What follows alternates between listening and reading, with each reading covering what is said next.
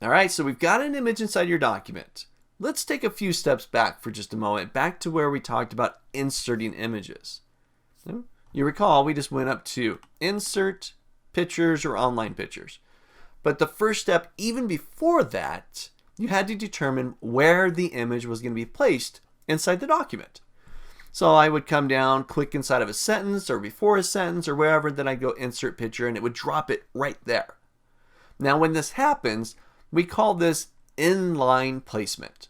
And what that essentially means is this image is in line with this line of text here. If I click on the little dog, select it, and I click and drag, I can move that to a different area of the document, but it's still in line with wherever you dropped it.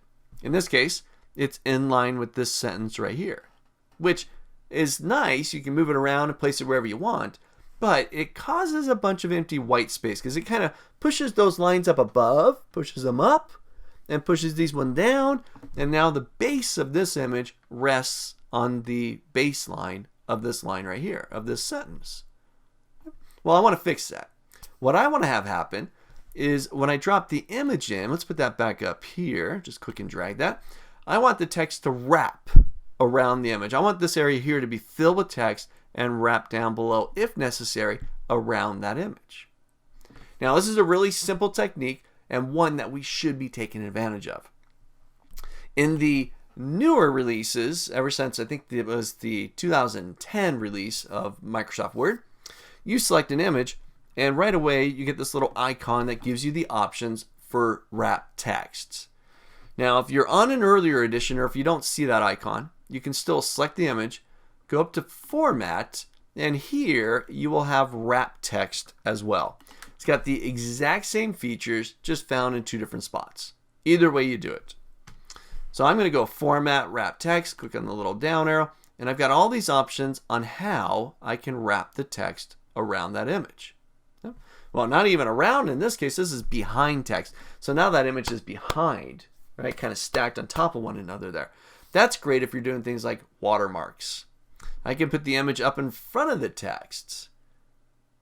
May not do that a lot, but it's a neat technique. You might be doing some type of magazine spread and, well, you know what? The text isn't really the important element here. It's more the image that we want the users to look at.